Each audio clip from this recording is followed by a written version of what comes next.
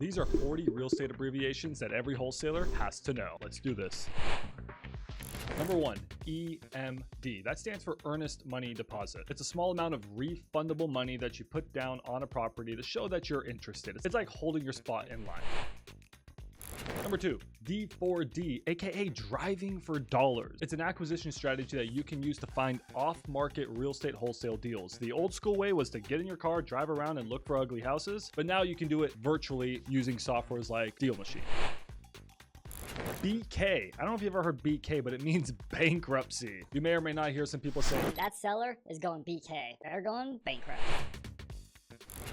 POF. This is proof of funds. Sometimes when you're buying a property, the seller or the realtor may ask for POF. A screenshot, a bank statement, a letter, just saying you actually have the cash to buy this property. By the way, don't fake your POFs. That will put you in jail. Don't do that. ARV, after repair value. Come on, you have to know ARV. It's what the property will be worth once you fix it up or once the buyer fixes it up. It's how we do our numbers, y'all. Come on. Okay, number 6 is MLS. It's the multiple listing service. Zillow, Redfin, Realtor.com, they all aggregate their data from MLS. This is where we, as realtors, list our properties for sale. Okay, up next is DOM. DOM, it's days on market. It's how long a property's been sitting on MLS. The longer the DOM, the more motivation to sell. ROI, that's the return on investment. It's how much money the buyer, the investor, is making based off of the amount of money that they put in. The more ROI your wholesale deal has means the bigger the assignment fee you'll get.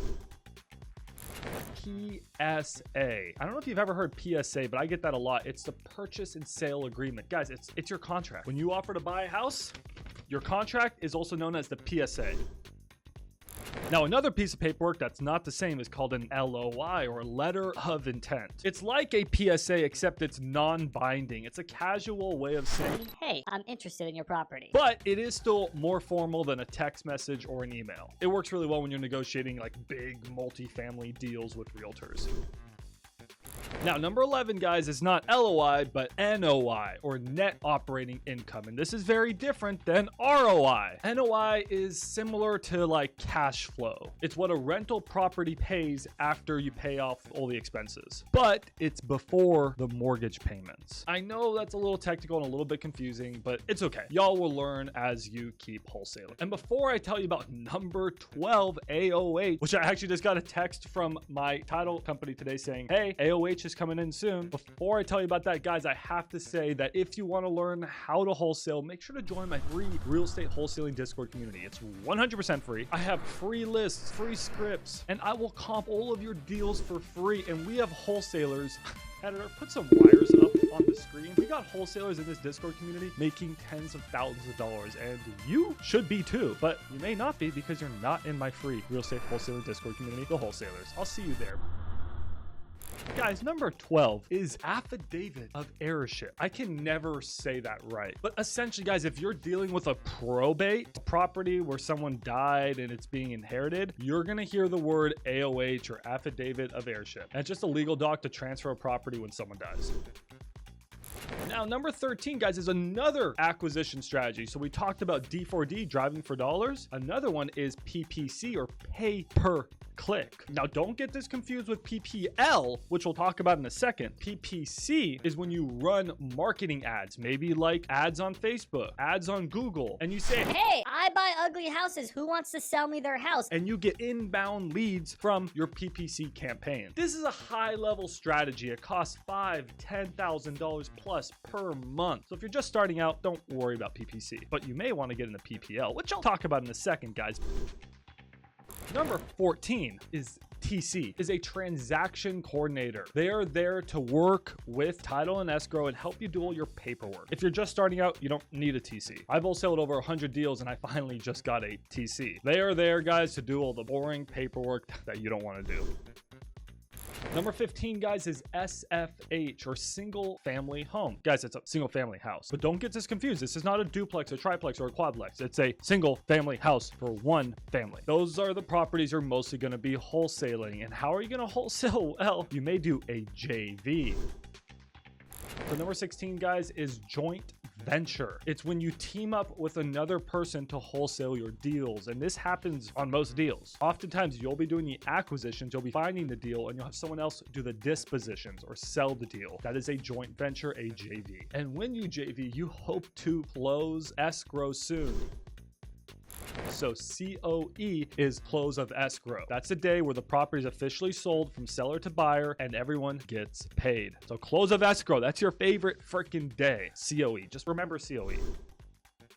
Now, number 18, guys, is PPL. Remember I told you about PPC early on? PPL is like PPC. It's pay per lead. It's not pay per click. It's pay per lead. The difference is no one's clicking on your Facebook ads. Instead, you're actually paying for the lead. So you can pay $100, $200, $300, $400 for actual motivated leads. I've made hundreds of thousands of dollars doing PPL, and I recommend you do it too. Next is LTV, or loan to value. If you're doing cash deals, probably don't care. But if you're doing creative finance deals, LTV is so freaking important. If you're an investor, you know what LTV means. It's because it's how much you can borrow based off of the value of the property. Lenders will lend you money based off of LTV, but lenders will also lend you money based off of FMV. What's FMV? That's the fair market value. So this is different than ARV. FMV is the as is value right now. Like this is the fair market value if you were to list this house on MLS right now without fixing it up. Fix up a house, ARV. Don't fix up a house, FMV. What it's currently worth right now. And how do you figure out what a house is currently worth? Well, you do a CMA, or comparative market analysis. This is what realtors do to comp properties. It's a fancy way of saying comp. That's all it is. It's a fancy way of saying comp. CMA, comp. Now, number 22, guys, is PITI, pity. When you pay your mortgage every single month, or when your landlord pays his mortgage every single month, or her, you have PI, which is the principal and interest. This is your actual mortgage payments, your debt to the bank. And then you have TI, which is taxes and insurance. This makes up your mortgage payment. Now, I just made thousands of dollars getting a deal from a FSBO, a FSBO. This is a for sale by owner property that is on Zillow, meaning the seller is selling it themselves and they posted it on Zillow themselves. And you can just pick up your dang phone and call the sellers all day long. It's such a good way to make money.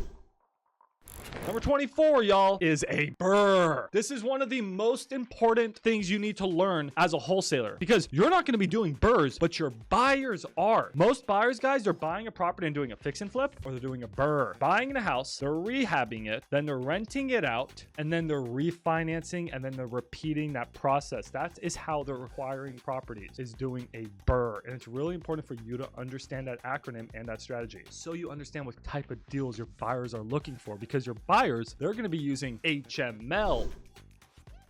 Hard money loans. Number 25 is hard money loans. A lot of times people say, I buy homes cash, but most people aren't actually literally having cash in their bank. Some buyers do. Those are your best buyers. A lot of people are using hard money loans. Banks don't lend on fix and flips, guys. They get hard money loans. Fast, short-term loans for investors, but the rates are pretty high. Now, this is different though than PMI. Now, that is different than PML, which is private money loans, but we're not talking about that in the video. We are though talking about PMI. I used to have PMI on my second property I ever bought. If you get like an FHA loan to buy a property and you don't have like 20% down or 20% equity, they make you pay this extra bullshit insurance called PMI. It's really annoying, but it's common and you probably don't need to worry about it, but you may have heard that word before, so I wanted to throw that in. But one word that you have to know, you probably already know, is MAO. That's your maximum allowable offer. If you guys send me a deal in my free real estate wholesaling Discord community, join the wholesalers, I'll be like, hey, it's a good deal, but my MAO is 160, meaning that I will buy that deal from you at 160. That's your maximum allowable offer. So if you want to make 5K, you better offer 155. If you want to make 20K, you better offer 140. MAO, maximum allowable offer. Remember that. Now, you guys know number 28 is my favorite word. It's my favorite word. COC. C-O-C. COC. That's your cash on cash return. So it's like ROI, but for creative finance. So it's very similar to ROI, guys. If someone says COC or COC, that's the cash on cash return for a creative finance deal, like a sub-2 or a seller finance. Now, one that you may have heard, I learned this word like 5 years ago, is LP and GP. What's an LP? What's a GP? You may hear me say sometimes, like when I'm talking about hedge funds, I'll mention the GP and the LP. The GP is the general partner. They're the guys running the fund, and the LPs are the investors in the fund. They are the limited partners. Very technical. You guys probably don't need to worry about that, but what you do need to worry about is an LLC.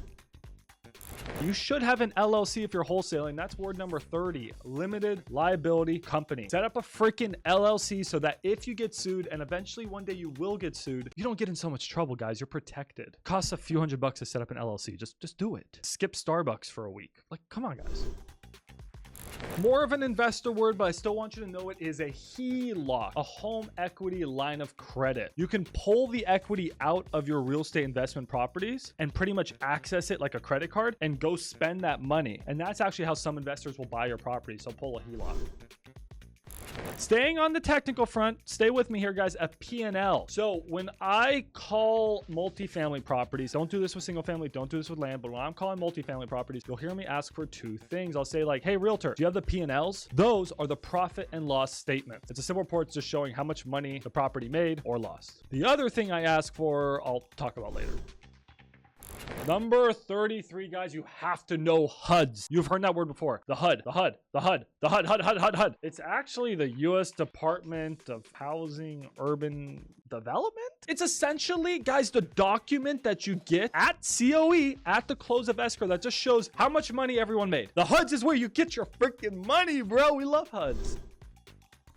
Something we don't like, though, is HOAs. Homeowner associations. Oh, dude, they kill deals. Y'all know what an HOA is. They What doesn't though is a DSCR loan. This is a way that your buyers are probably not buying properties. They're probably buying properties with cash or with HML, hard money, but they are refinancing. Remember the BURR we talked about, guys? We're applying everything we learned. They are refinancing their BURRs with a DSCR loan, or a debt service coverage ratio. Who cares about the acronym? Loan. A DSCR loan, guys, is a loan for rental properties when you're refinancing out. It's really important to understand that. Also, what you need to understand, guys, is POA. Not an HOA, a POA. This is power of attorney. If you're doing sub-2 deals, if you're doing novations, you have to understand power of attorney. It's when you legally let someone sign stuff for you and make decisions for you. We only have 3 more. Let's fucking go. Number 37 is DOS, the due on sale clause. In mortgages, guys, technically it says that if you transfer or sell the property to somebody else, the lender can call the loan due immediately. It's this big scary thing in sub-2, but DOS stands for due on sale, just so you know.